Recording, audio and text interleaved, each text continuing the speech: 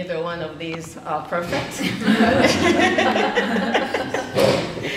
My primary school in Haiti, secondary school in Canada, and university in the United States.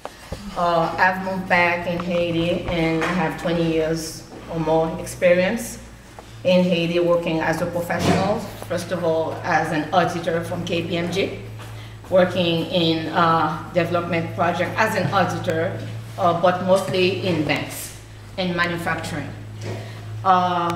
Because of my knowledge of the banking sector, when it was time to have a new re-engineering of the banking sector back in early 90s, and they wanted really young professional with different perspective, not really type of civil servant, and they called me because of my knowledge of the private sector.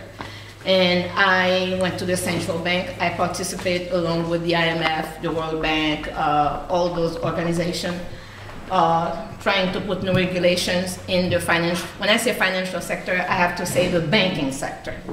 The banking sector. New regulation, put more strength in the banking regulation. And I did that for, I stayed for about 6 years in the central bank. And I headed the bank supervision department. Having control of all the banks, I participate in the money laundering, all the regulation and procedure money laundering and international relation as for banking.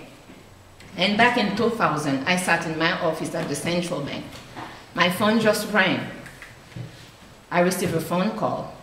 My name is Anne Hastings. Can I talk to Georgette Jean-Louis? It was the first time I didn't hear about Fonkoze before. I didn't even know if there was such an organization like Fonkoze existed. And she told me that somebody had told her about me, and he's like, yes, would you like to come to work for us, blah, blah, blah. And I'm like, lady. I'm very happy where I am, so I don't know, but your cousin told me that you'll be very happy, and I'm like, okay. But to tell you the truth, it took only 2 minutes talking to Anne, even though I didn't leave the banking sector at that time, really to embrace the objective of Fonkoze.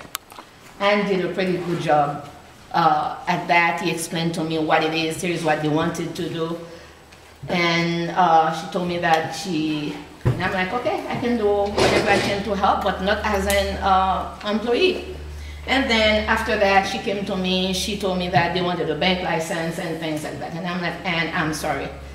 Now I know what Fonkoze is about. There is no way you'll have a bank license because the regulation we have in place, your loan sizes are too small to address that. But, and I'm like, but I love what you do, but why don't you call a general meeting? Write to the governor, to the Minister of Finance, to the Minister of Commerce, put everything together, tell them what you told me, let them tell you no. Because I know that after listening to Anne, they couldn't say no, because it was the right project for the country. And she did, she listened to me. I don't know. She have in few moments, she have all the investors coming from wherever. They had a big meeting at the central bank, private, public, USAID was there, everybody, and she exposed that point. But myself, it was a very challenging project for me because I know it would be my department with my leadership working on that project, trying to find a regulation for microfinance. And I had all my plans ahead, I already contacted all my partners, and it was going through. We would have given the license to Fonkoze for the microfinance sector, but unfortunately timing. And it was about less than 4 months after that, the board to whom we sell that project, I was part of it, of that management, were no longer in place. The President Aristide came, bring a new board, we didn't know anything. Myself, I wasn't there because I wasn't there, and the people who came after us, they didn't, microfinance, Fonkoze wasn't their priority. And this is when the whole thing collapsed. And after that, Anne did contact me. I left the central bank in 2003, and since 2004, she called me to say, okay, Georgette, even though we won't have regulation for the sector, but why don't you do something for us based on your knowledge of regulation, so the board can follow some directives they can follow, they can auto-regulate. The board can auto-regulate the SFF. Actually, I said, why don't you become a member of the board? Yes. And you said you'd rather be a consultant. But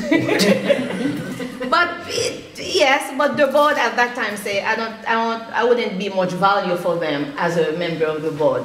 I would better be a value of a working professional on behalf of Fonkoze, if I recall.